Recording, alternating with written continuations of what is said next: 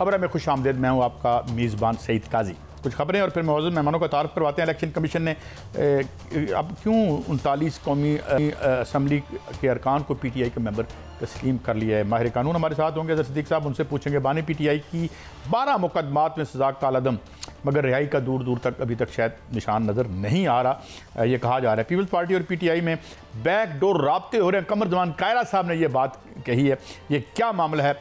और last but not the least, बिजली आज फिर 2 रुपये 62 पैसे बढ़ गई है। लोग भाइयों के गले काट रहे हैं, अपने जेवर बेच रहे हैं, मोटरसाइकिल बेच रहे हैं, जो है वो किस्तों पे टेलीफोन ख़रीद के बेच के बिल दे रहे हैं, मगर इन शफाक और संग दिल लोगों पर जो है कोई असर नहीं हो रहा। ये क्या मामला है, इस पर बात करेंगे। मेरे साथ होंगे अज़हर सिद्दीक साहब मौजूद हैं, शाहिद साहब ब्यूरो चीफ इस्लामाबाद, बिजली के मामलात और इन सारी जो खेल और बारीक वारदातें हैं उनको अच्छी तरह समझते हैं।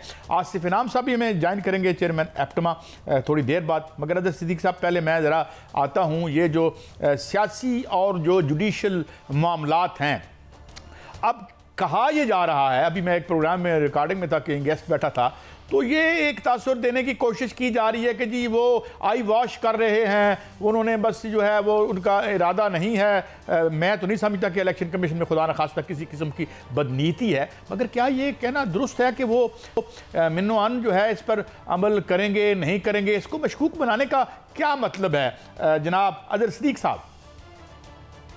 बहुत शुक्रिया काजी साहब। बात तो सच में करूंगा, जो कि आज इस्लामाबाद हाई कोर्ट के अंदर सेक्शन 215 टेकिंग अवे या symbol is banning a party वो लगा हुआ था, और अगर वो सिंबल ना लिया जाता तो ये मुल्क यहां तक ना पहुंचता। और वहां मैंने इलेक्शन कमीशन का सारा कंडक्ट बताया। Even chief justice Aamir Farooq साहब ने कहा कि वो फैसला आ गया, उस पर अमल दरामद होता या नहीं होता, तो मैंने उसका एक हवाला ये दिया कि उनका सबूत है प्रेस रिलीज में ऊपर कह रहे हैं कि जनाब ये फैसला आ गया है, फिर अपनी वजाहतें देते फिर रहे हैं।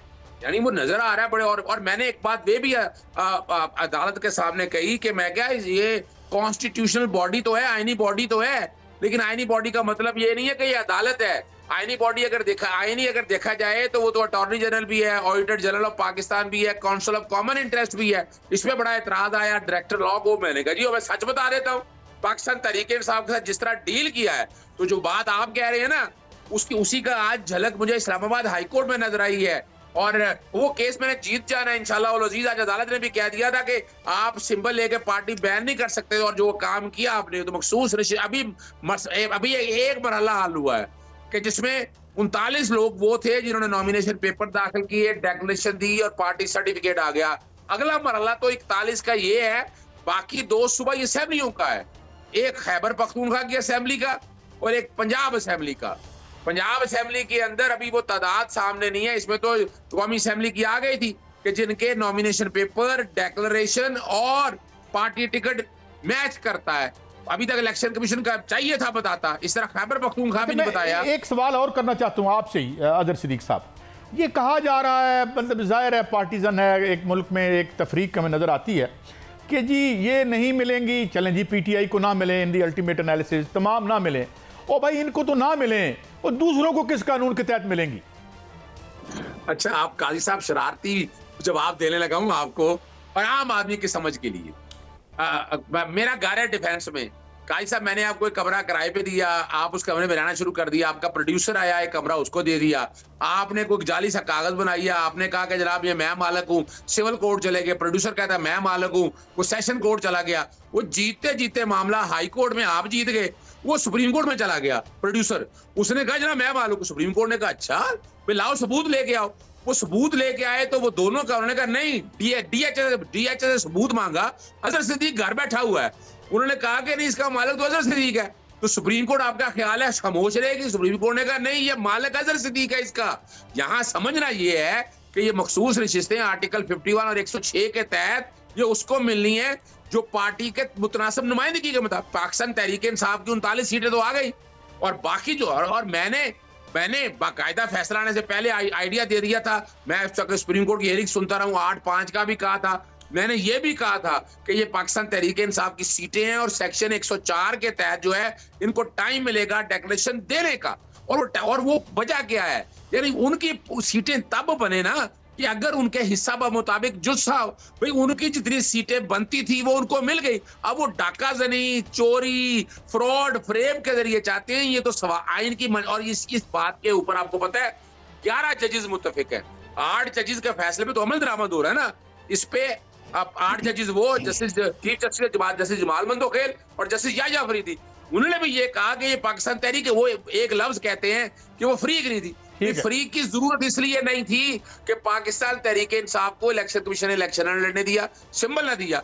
अगली खतरनाक बात है, और आज मैंने कही इस्लामाबाद हाई कोर्ट में उन्होंने हमने कहा कि मैं बात को अदर सिद्दीक साहब, मैं आगे बढ़ता हूँ, मियाँ शाहिद साहब को डिस्कशन में शामिल कर लूँ। मियाँ साहब, ये आज फौरी तौर पर कौमी असम्बली की 39 नशिस्तों को PTI तस्लीम कर लिया, और इधर अदर सिद्दीक साहब कह रहे हैं कि रिव्यू पिटीशन में इलेक्शन कमीशन भी जाएगा।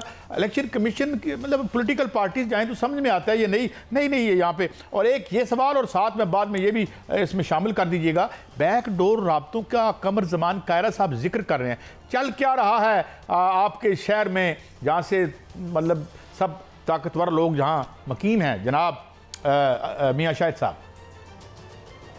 साहब, एक तो आज इलेक्शन कमीशन के 2 इजलास हुए हैं। एक इजलास में ये कहा गया है कि जो सुप्रीम कोर्ट का फैसला आया था और उसमें जो मखसूस नशिस्तें हैं, उस हवाले से इलेक्शन कमीशन ने सुप्रीम कोर्ट के साथ रब्ता कर लिया है और रजू कर लिया है, जिसमें उन्होंने कहा है कि हमें जो है कुछ अबहाम हैं इस फैसले में और वो तो समझा दिए जाएँ। जिसमें सबसे बड़ा अबहाम उन्होंने ये पॉइंट आउट किया है कि हमारे पास तहरीक इंसाफ जो है वो एक जमात नहीं है, कोई इदारा नहीं है, और गौहर अली खान जो वज़ीर वहाँ पर चेयरमैन हैं वो एज ए चेयरमैन हमारे रिकॉर्ड में नहीं हैं। तो इस हवाले से हम कैसे जो है मखसूस नशिस्तें जो है वो दे सकते हैं, ये सुप्रीम कोर्ट से उनको रजू कर लिया गया है।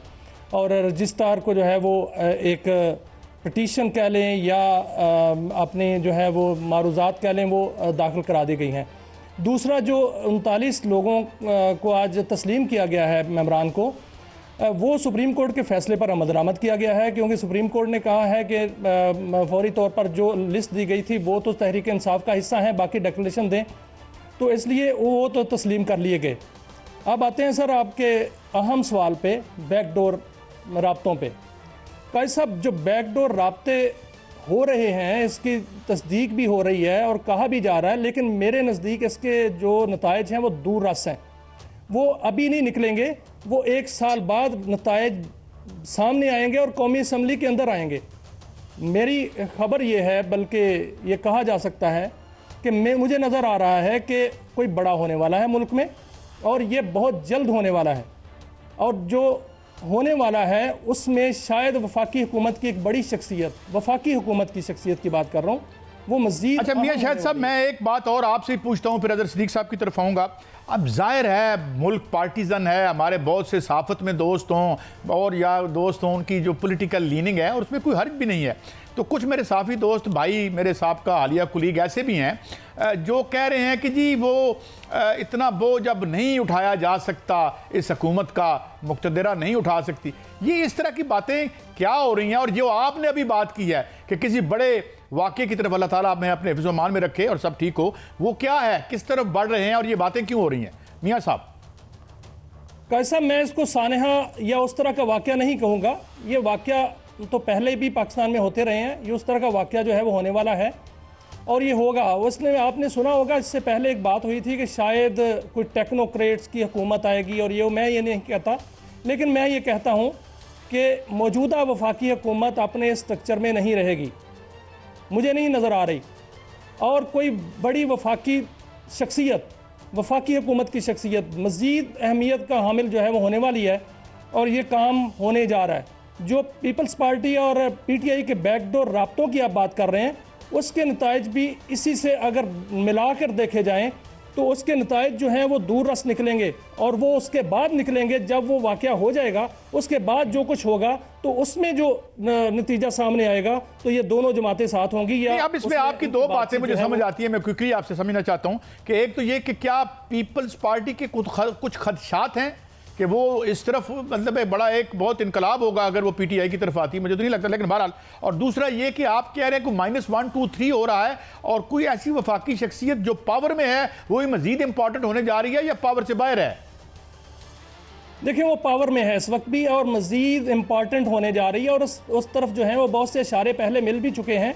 और मैं थोड़ा सा इशारा देता हूँ, राना सनाउल्लाह साहब भी एक इशारा दे चुके हैं और बहुत से लोग जो हैं वो इसका इशारा पहले दे चुके हैं कि अगर ऐसा होता तो ऐसा हो जाना था, ऐसा नहीं हुआ तो उनकी मेहरबानी। बहरहाल ये कोई इम्पोर्टेंस जो है वो बढ़ने लगी है और इस तरफ मामला जा रहे हैं, क्योंकि बोझ वाक़तन नहीं उठाया जा रहा। ना तो बोझ इस हुकूमत का उठाया जा रहा है और ना इस हुकूमत से बोझ उठाया जा रहा है। अब आपने देखा कि जो मामला सामने आने वाले दिनों में आने वाले हैं वो बहुत अहमियत इख्तियार कर जाएंगे और बहुत ज़्यादा, इतने ज़्यादा जो है वो अनरेस्ट मैं नहीं कहता, अल्लाह खुदा न खास्ता ऐसा हो, लेकिन इतना दबाव बढ़ जाएगा और इतना दबाव बढ़ने जा रहा है। मियां साहब क्विकली, फिर मैं सॉरी मैं I am keeping you awaiting other Sadiq साहब, मगर ये जो बयान सफदर साहब का आया है ये भी सुना, it was not well received. हम तो नहीं चला रहे लेकिन लोगों ने चला दिया है मियां साहब। जी बिल्कुल बिल्कुल चला दिया है, और वो जो बयान है देखे ना, वो बयान सब कुछ कलई खोल रहा है और जो कलई खुल चुकी है अब मज़ीद ये चलने वाला नहीं है सर। जो वफाकी हुकूमत का मैं ये बात कर रहा हूँ कि मौजूदा स्ट्रक्चर जो है मैं नहीं देख रहा कि आइंदा आने वाले दिनों में होगा। ये स्ट्रक्चर जो है नज़र नहीं आ रहा, वो क्या स्ट्रक्चर होगा मैं उस पर बात नहीं करना चाह रहा, वो इसलिए कि वो बात वक्त कबल अज़ वक्त होगी, ठीक है, लेकिन आने वाले दिनों में बड़ा होने वाला है सर। अच्छा, ये आपने सुना अदर सदीक साहब, thank you for your patience. ये एक तो यानी 12 मुकदमात में सज़ा कालदम हो गई, लेकिन जो हम देख रहे हैं जो बिल्कुल यानी फ्लेक्सिबिलिटी तो करीब से नहीं गुजरी बानी पीटीआई इमरान खान साहब से। तो do you see any let up कि वो उसमें उनके कोई रास्ते उनके लिए हमवार हों, और अब कितने केसेस और रह गए हैं, मगर क्या करें फिर और भी बन जाते हैं। जी अदर सिद्दीक साहब, मैं आज अडयाला जेल गया था और मेरी खासतौर पर बुशरा बीबी साहबा से भी मुलाकात हुई। उन्होंने एक बड़ी खूबसूरत बात की, मैंने उनका तदब्बर और उनकी हिम्मत और हौसला देख के उन्होंने बड़ा साफ लफ्जों में कहा कि अजहर ये जो झूठे मुकदमा है फ्रॉड और फ्रे पर मबनी है, इसमें इमरान खान साहब बाइज्जत बरी होंगे। और मैं हलफ पे भी कहती हूँ, नहीं ये कोई छोटी बात नहीं, हम नहीं समझ, हमें बड़े इल्जामात लगाते रहे बुशरा बीबी साहबा के आसपास लोगों पे, और आगे देखे ना, अगर देखा जाए 4 केसों में सजा हुई थी, 2 में सस्पेंड होगी। तोशा खाना जो इलेक्शन कमीशन ने बनाया, इलेक्शन कमीशन के अगेंस्ट बहुत भारी भरकम रेफरेंस आ रहा है, वो रेफरेंस तकरीबन कंप्लीट हो गया है, वो उसके पूरे किरदार पे बात करेगा, वो ऐसी डेप्थ में बात करेगा, बड़ा मुश्किल हो जाएगा। ये पीटीआई लेके आ रही है क्या? ये पीटीआई लेके आ रही है रेफरेंस?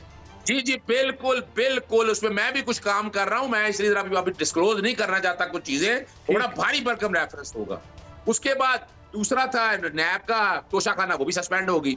इतना बड़ा बगावत का केस, पता नहीं ऑफिशियल सीक्रेट एक्ट का साइबर केस जमीन बोस हो गया, घटिया तरीन इज्जत का अपना उसका केस, उसका तो खुद बता रहे हैं लोग, मैं नहीं कह रहा, यानी उसमें भी जमीन बोस हो गया। अब ये 12 मई के केसेस थे, ये बड़ी मजा। इमरान खान साहब को पता अपना 11 मई को हिरासत में थे, सॉरी 9 मई में, 9 मई में इमरान खान साहब हिरासत में थे और 12 मई को रिहाई हुई थी। ये जब लेके आए 15 जुलाई को मेरी बर्थडे वाला दिन था, 15 जुलाई को मैं जाकर वहां सारे दहशतगर्दी की कोर्ट में बहस हमने की। हम जब कोर्ट में गया, मैं कोर्ट में पहुंचा तो उन्होंने कहा जी एक अपना रिमांड लेना। मैं कहा जी इमरान खान साहब का? उन्होंने कहा ये भी है, ये मोबाइल पे है, वो व्हाट्सएप पे कॉलम ला लिया। हमने कहा ये कैसे कर सकते हैं आप, आपका ये फिजिकल डिमांड करी तो लाना है। फिर वो कानून सेक्शन 21 पढ़ के बताया उनको कि आपने इससे पहले कोई ऑर्डर पास करना था या हुकूमत को ही आप ऑर्डर पास करते या रूल्स बनते हैं, ऐसी तो कोई चीज नहीं है। और तकरीबन को 4 घंटे बहस की, 4 घंटे बाद और उन्होंने कहा कि आपने हमें उलझा दिया। रात 9 बजे एक नोटिफिकेशन आया और फिर दूसरी बात थी कि एविडेंस क्या है, एविडेंस कोई थी नहीं। अब रिमांड किस बात का देना? इमरान खान साहब तो 5 अगस्त से जेल के अंदर हैं, जिस्मानी तौर पर मौजूद है वहां पर। फिर 23 अगस्त को एक मुकदमे में इन्वेस्टिगेशन होगी, 1 फरवरी 2024 को और में इन्वेस्टिगेशन। साहब ये भी फरमा दीजिए, रेफरेंसेस तो बड़े माशाल्लाह पहले भी जजेस के खिलाफ भी आते रहे हैं, और आप यानी र्यूमर मिल है या सही खबर है आप बताएंगे, क्योंकि आप करीब से चीज़ों को देख रहे हैं। कुछ जजेस के हवाले से भी रेफरेंसेस की कोई बात गश्त है या सिर्फ अफवाहें हैं? देखिए मैं इस मौजू पे मेरी तो नहीं बात हुई, लेकिन जस्टिस काजी फैसल साहब के बारे में रेफरेंस तो बहुत पहले की बात हो चुकी हुई थी कि वो, और बाकायदा उनसे रेक्यूजल के हवाले से भी, कमेटी को भी लिखने के हवाले से बात हो चुकी थी। और ये मैं ये समझता हूं कि ये बहुत पहले आ जाना चाहिए था इस हवाले से। और लेकिन सवाल बात यह है कि अब पुलों से पानी बहुत बह चुका है। अब जितने फैसले कुछ होने थे वो हो चुके हैं और हम लड़ाई लड़ रहे हैं। अभी लाहौर हाई कोर्ट ने, पता है, वो रिमांड दे दिया था 10 दिन का, लाहौर हाई कोर्ट ने सेट असाइड कर दिया, वो वीडियो कॉन्फ्रेंस वाला भी सेट असाइड कर दिया। और एक बात बड़ी वाज़ेह है और हम देखेंगे कि लाहौर हाई कोर्ट देखें बुनियादी तौर पर एक ही वकूए के सुगरा बीबी के केस को सामने रखते हुए एक FIR के एक मुकदमे पे एक ही वारदात के मुकदमे ज़्यादा तो नहीं हो सकते, एक ही हो सकता है ना। लेकिन वो भी 109 अबैटमेंट तो है कोई नहीं, 121 सेक्शन का जिक्र किया, वो sedition Lahore high court set aside कर चुकी है। तो बुनियादी तौर पर आज सारा दिन प्रोसिक्यूटर भी लगे रहे, वहां भी कुछ नहीं मिला। एक और मैं आपके सामने बात रखना चाहता हूँ, इस्लामाबाद हाई कोर्ट में अब बातें हो रही थी ना कि इमरान खान साहब को जेल में बड़ी एक्स्ट्राऑर्डिनरी सहूलियत मिल रही है।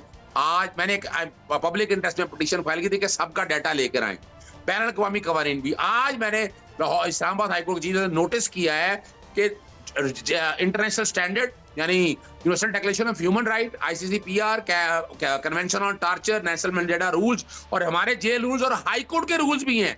उसमें जो लिखा है ना एक्सरसाइज की मशीन, वो भैया आपने ये सारी सहूलियत फराहम करनी है, क्लोथिंग देनी है, खाना देना है, ये सारा कुछ देना है और ये सारी डिटेल रिपोर्ट मांग ली है। तो ये सिर्फ बताने का मकसद ये है। और जो मियां साहब एक बात कर रहे हैं ना, बड़ी अनहोनी बात करने वाली वाली है, वो मैं किसी सानिया की तरफ भी ले जा सकता हूँ इस बात को। यानी वो क्या है कि जब आप इतनी आसानी से हालात नहीं आ रहे ना, तो वो कोई भी शरारत हो सकती है। यानी कोई मुश्किल काम नहीं है। इमरान खान साहब तो आपके सामने है कि अब वजीराबाद में इतना बड़ा सानिया हुआ, अल्लाह ताला का शुक्र है सर्वाइव हुआ, पर्चा नहीं करवा, आज तक वो पर्चा नहीं हो सका। सिद्दीक साहब बहुत शुक्रिया, आपने हमें वक्त दिया, हमें एनलाइटन करते हैं, बड़े शार्ट में टाइम दे के हमारी रहनुमाई भी करते हैं। नाज़रीन, एक ब्रेक की तरफ जा रहे हैं। मियां शाहिद साहब से अब हम आएंगे अगले सेगमेंट में। ये बिजली का मामला जो है, ये बिजली जो रोज़ गिराई जा रही है, जिसके बाद हमें बड़ी हलचल समाज में लगती है, इवन खवास में भी लगती है। अब तो बिलबिला उठे हैं यहाँ के इन्वेस्टर, यहाँ के बड़े बड़े टाइकून्स जो हैं, वो मीडिया पर आके जो है वो अहो बुका कर रहे हैं, मुहावरतन कह रहा हूँ। ब्रेक के बाद हमारे साथ रहिए, मियां शाहिद साहब हमारे साथ हैं।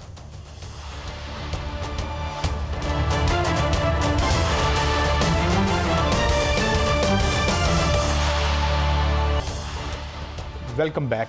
हमें ज्वाइन किया है आसिफ इनाम साहब, चेयरमैन एप्टमा। बहुत शुक्रिया आसिफ इनाम साहब, आपने हमें वक्त दिया। मियां शाहिद साहब भी हमारे साथ हैं। नाज़रीन, अगर हम अब उस इंतहाई एग्जिस्टेंशियल इशू की तरफ आ रहे हैं कि जिसके यानी होते हुए तमाम जो बहसें हैं वो बिल्कुल बेकार और फजूल लगती हैं, जो रोज़ाना हम TV स्क्रीन पर कर रहे होते हैं, मईशत बैकबोन होती है।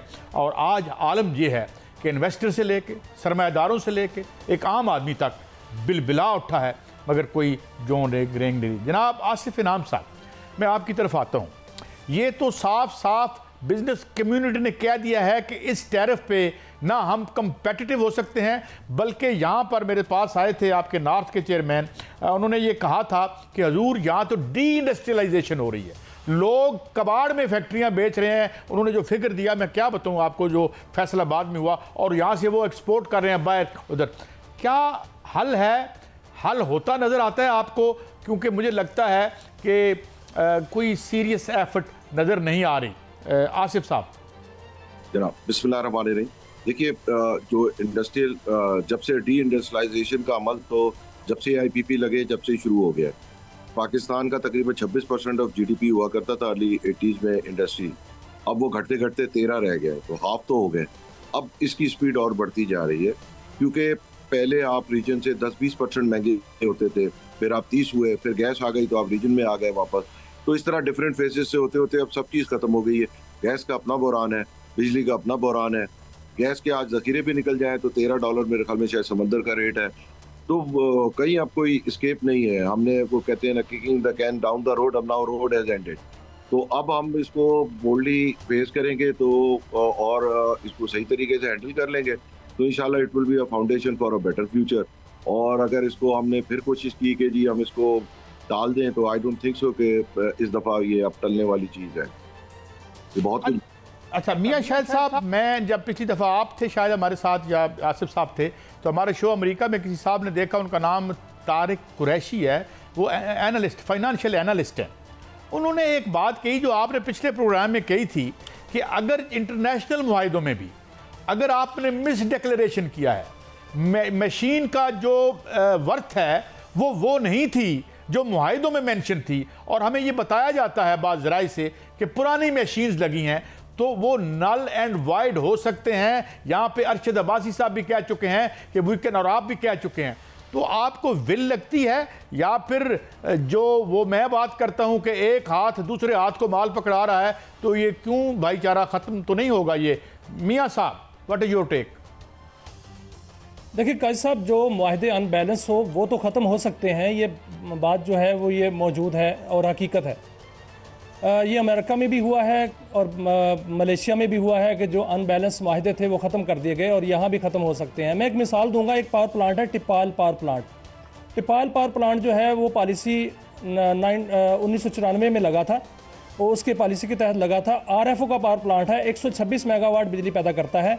इसका लाइसेंस का हिसाब जो हुआ था वो 26 अगस्त 2003 को हुआ था, और ये 25 अगस्त 2018 को इसको एक्सपायर हो जाना था। अब 2018 को इसको एक्सपायर हो जाना चाहिए था, लेकिन 2018 से 25 अगस्त से कुछ माह पहले एक नेपरा में दरख्वास्त जाती है और कहा जाता है कि जो 25 अगस्त 2018 वाली शिक है उसको डिलीट कर दिया जाए और उसकी जगह 2019 कर दिया जाए।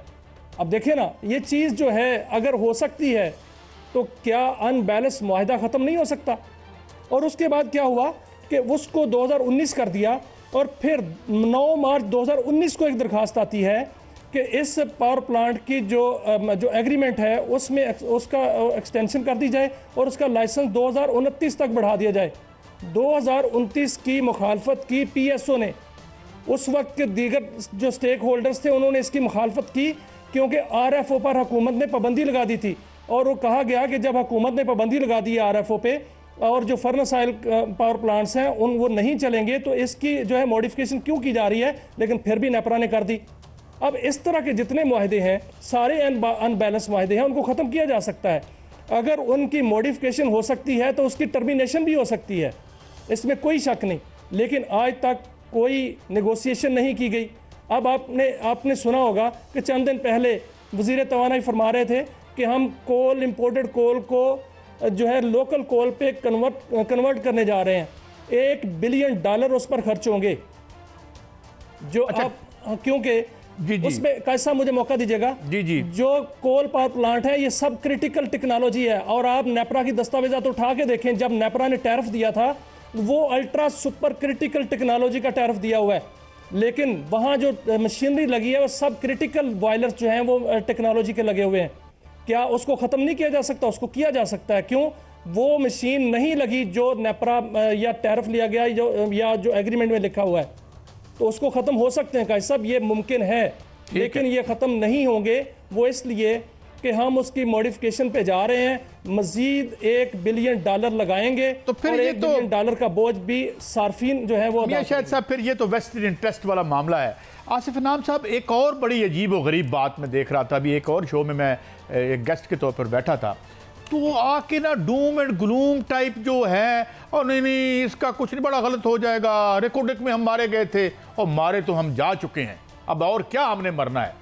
All these people come on to the shows, और वो आके हमें ये इस तरीके की पिक्चर कि भाई हम जानते हैं बहुत से मुल्कों में, मैं मिसालें दे सकता हूँ जिन्होंने बहुत से मुआहदे ख़त्म किए, एक्वाडोर ने किए, अपने उसने किए, बोलीविया ने किए।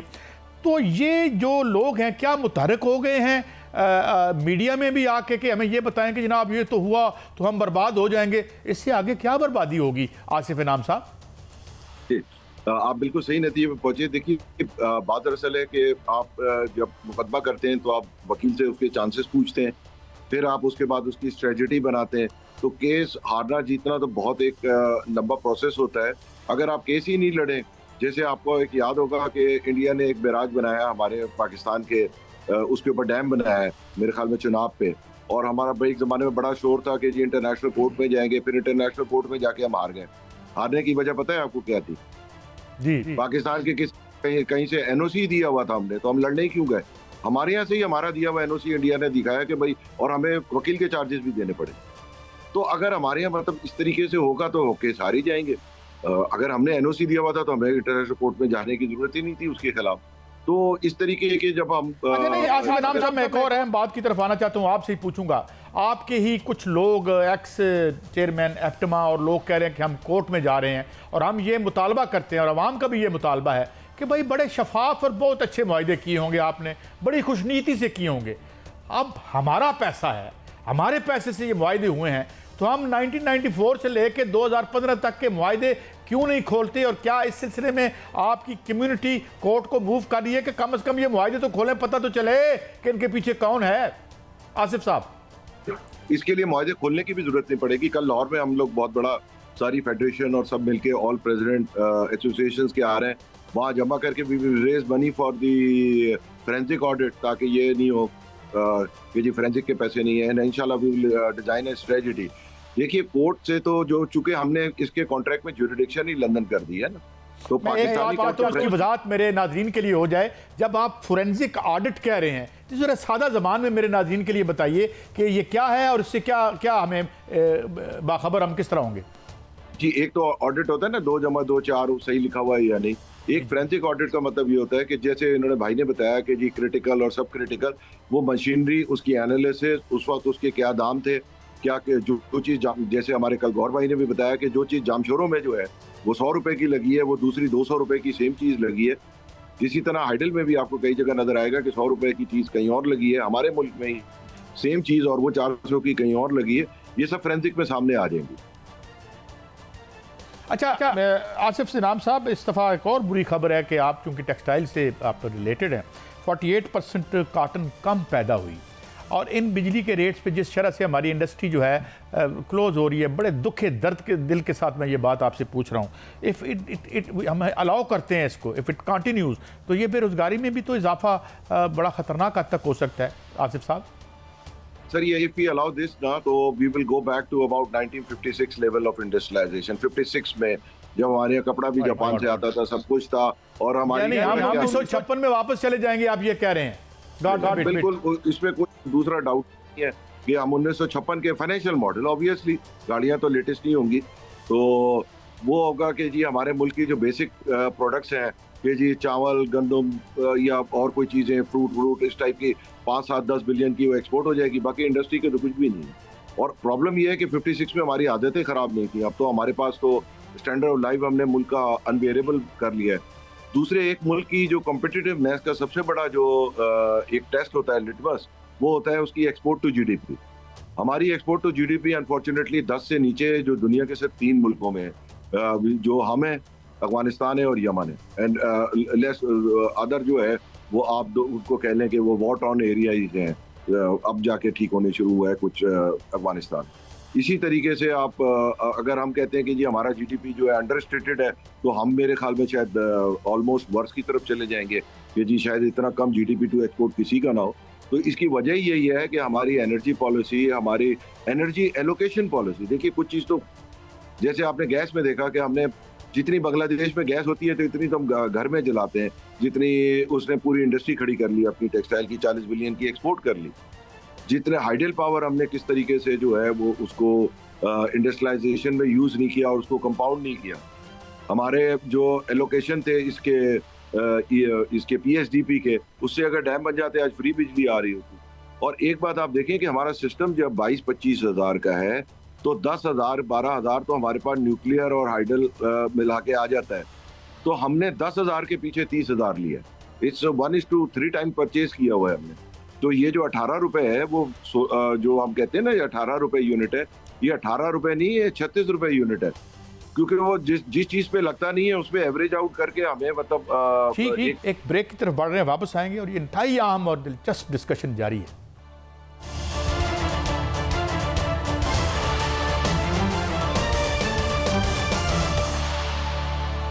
Welcome back.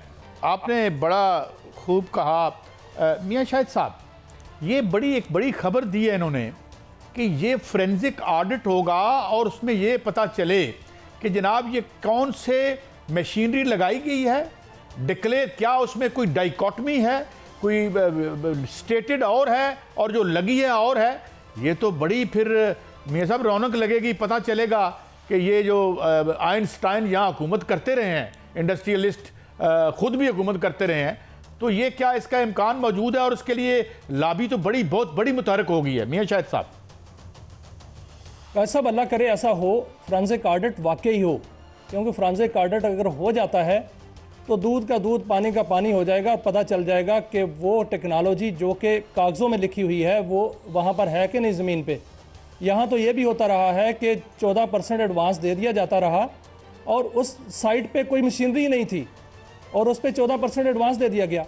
अब जो बात आसिफ साहब कर रहे थे कि हम डैम का जो केस हारा है उसमें क्या था, और अभी जो फ़र्ज़ करें हमारे जो केसेस इसके हम ये माहदे ख़त्म करते हैं और इसकी आर्बिट्रेशन जो है वो लंदन में होती है या इंग्लैंड में होती है, तो क्या हम वो केस नहीं लड़ सकते? उस वक्त यही हुआ था कि हमारी नालायकी थी। अगर केस उसका लीडर जो है टीम लीडर कमाल मजीदुल्लाह होगा या टीम लीडर जो है वो सेक्रेटरी वाटर एंड पावर होगा तो फिर इसी तरह होगा। हमारे पास माहिरीन नहीं है क्या हम माहिरीन की उस एक पूरा जो है वो वफ्त नहीं भेज सकते वहाँ पे? इंडिया हमारा हमसाया है, इंडिया में जो बगलिहार का डैम का केस लड़ा गया वहाँ पर सुप्रीम कोर्ट के रिटायर्ड जजेस ने अपने आप को रज़ाकाराना तौर पे पेश किया और यहाँ पर कोई भी रज़ाकाराना तौर पे नहीं जाता। ऐसा होना चाहिए और ये फोरेंसिक ऑडिट अगर होता है किसी भी सतह पर किसी भी लेवल पे होता है तो वाकईतन ये कौम भी सख्ते में रह जाएगी और कौम का भला भी हो जाएगा। और दूसरी बात सर, जो आसिफ साहब कर रहे थे कि हमारे यहाँ जो पावर प्लांट्स लगे हैं वो महंगे हैं, बाहर जो लगे हैं वो सस्ते हैं। हबको की मिसाल मैंने उस दिन भी दी थी कि 1.8 बिलियन डॉलर पे यहाँ पर लगा और जो सऊदी अरब में उसी वक्त लगा वो 998 मिलियन डॉलर में लगा और उस पर जो है वो वर्ल्ड बैंक ने अपना डायरेक्टर फारग कर दिया कि यहाँ पर किकबैक्स हुए हैं। इस तरह के बहुत से पावर प्लांट्स जो हैं वो पाकिस्तान में इस तरह लगे हैं। यहाँ पर जो बिजली की कीमत है बाहर नहीं है। इसका वजह क्या है? अगर हम यहाँ पर सेंट्स में उनको देंगे या हम अमेरिकी डॉलर में जो है उनको मुनाफा देंगे, उनका जो 17% मुनाफा है वो 35% पे हो जाएगा। तो फिर इस तरह तो होगा जो हो रहा है। 15,000 अरब रुपए की सब्सिडी जो है कैपेसिटी पेमेंट जो है वो हम दे चुके हैं। 15,000 अरब रुपए तो पूरा मुल्क ड्रेन हो गया ना। ये तो मैं अब हिसाब लगाते हैं मियां साहब और आसिफ इनाम साहब, मुझे तो यूं लगता है कि अब हमारा डिफेंस बजट तो तीसरे नंबर पे आ गया। IMF की पेमेंट्स 130 बिलियन जो ज़मीन पे 1% लगा हुआ हमें नज़र नहीं आता। ये जो सारे नुमाइशी मंसूबे जिसकी वजह से बांग्लादेश में भी तहरीक बनी कि भाई हम इस पुल से कोई अपना क्या वो बना सकते हैं, एक आमलेट भी। तो आसिफ इनाम साहब, ये तो मेरे ख्याल में अगर ये नहीं करते हम तो 2-3 बड़ी हॉरेबल मिसालें देते हुए भी दिल डरता है, क्योंकि हम आवाम को पुश कर रहे हैं कि वो अपने हकूक़ के लिए जिस तरीके, तो उससे पहले घोष के नाखून तो लेने पड़ेंगे और उनको उस किसी हद में लाना पड़ेगा इनको। Do you see any possibility of this कि हम इंशाल्लाह खैर खैरियत से इस निकल सकें इस कम्प्लेक्स जो सिचुएशन से? जी देखिए, मैं आपको इंशाल्लाह, मैं बड़े बोल कर सर नीचे, मैं आपको ये कहता हूँ कि अगर आप फोरेंसिक पूरा सही से ऑडिट करा लें तो आपको लंदन कोर्ट जाने की जरूरत नहीं होगी। ये लोग खुद ही आपके सामने बैठे होंगे कि जी प्लीज सॉरी ये ठीक कर लें। यानी गोया आप ये कह रहे हैं कि it will be repeat of the Malaysian experience. जब मुअत्तर मोहम्मद ने इनको लाइन हाजिर किया था तो सुना ये भाग ही गए थे वहां से, मुझे डॉक्टर कलाम हक ने बताया। जो आप जब ऑडिट कर लेंगे आपको ऐसी भयानक चीजें पता चलेंगी कि जिसके बाद इनके पास कोई फेस नहीं होगा कि ये लंदन और ये सब पेरिस की बातें करें। ये सीधे आएंगे टेबल पे कि जी सॉरी, ये in a larger interest we are ready to negotiate. आप क्या समझते हैं आसिफ इनाम साहब कि if it happens and Allah करे कि ये हो इस मुल्क के मफाद में, तो ये यूनिट को हम कितना नीचे तक ला सकते हैं? सर आई थिंक सो कि जो इंडिया में अगर आप देखें तो न्यूक्लियर और हाइडल की रेशो हमसे कम है एज अ नेशन, तो उसूलन तो हमारा इंडिया से नीचे होना चाहिए। यानी हम इंडिया से भी सस्ती बिजली दे सकेंगे। में आप बिलीव मी, सही तरीके से अगर ये PHDP खर्च हुआ होता ना, आज 2 से 3 सेंट की बिजली होती सारों की। मियां साहब, ये कितने चश्मकुशा बात की है आसिफ इनाम साहब ने, और ये कह रहे हैं कि अगर इनका फोरेंसिक ऑडिट हो जाए तो कोर्ट क्या ये सामने बैठ के माफिया मांग रहे होंगे। ये बहुत जिम्मेदार आदमी है, एप्टम के चेयरमैन है, we can't take him lightly. आप क्या कहते हैं जनाब मियां शाहिद साहब? बिल्कुल ठीक फरमाया है आसिफ साहब ने। अगर फोरेंसिक ऑडिट हो गया तो सिर्फ ये माफिया नहीं मांग रहे होंगे, जो पॉलिसी बनाने वाले हैं या उसमें जो शामिल थे सारे माफिया मांग रहे होंगे और उनके गिरेबानों पर हाथ होंगे पूरी कौम के, और वो भागने के चक्रों में होंगे। अगर ये काम हो जाए, वाकईतन फोरेंसिक ऑडिट और टेक्निकल ऑडिट हो जाए कि जो मशीनरी लगी थी वो कौन सी थी और मुआहदों में क्या लिखी गई थी, और वो जो पैसे मिलते रहे हैं इनको, वो किस रेशो से मिलते रहे हैं, और क्या इन्होंने उतनी बिजली पैदा की है, इनकी एफिशिएंसी जो है वो क्या दिखाती रही, वो प्लाक की जो टर्म है वो क्या है। ये सारी जो टर्मिनोलॉजी है जिसमें पूरी कौम को लजाया हुआ है, अगर टेक्निकल और फोरेंसिक ऑडिट हो जाए तो वाकई दूध का दूध और पानी का पानी हो जाएगा, ये भाग जाएंगे सारे। और जो बात आप कर रहे हैं काजी साहब कि टैरिफ कितना होना चाहिए, 9 रुपये से ज़्यादा नहीं होना चाहिए जनरेशन टैरिफ, और 9 रुपये से कम टैरिफ जो है वो बनता है। क्योंकि देखें जो 2015 की हम बात करते हैं ना, जब IPPs लगे थे, उस वक्त अगर बूंजी हाइड्रो प्रोजेक्ट कंप्लीट हो चुका होता 7100 मेगावाट का, तो आज हमें ये टैरिफ ना देना पड़ता। आज हमारी जो हाइडल पावर है वो 17,000 मेगावाट होती, सिर्फ हाइडल पावर, और उसमें अगर न्यूक्लियर को शामिल कर लिया जाए तो वो 20,000 से बढ़ जाती। बाकी जो है वो इससे जो अल्टरनेट एनर्जी है उससे ले सकते थे, जो एफिशिएंट। मैं समझता हूँ कि आज आप दोनों हजरात ने इतनी बड़ी खबरें ब्रेक की हैं और इस मुल्क से रिलेटेड हैं।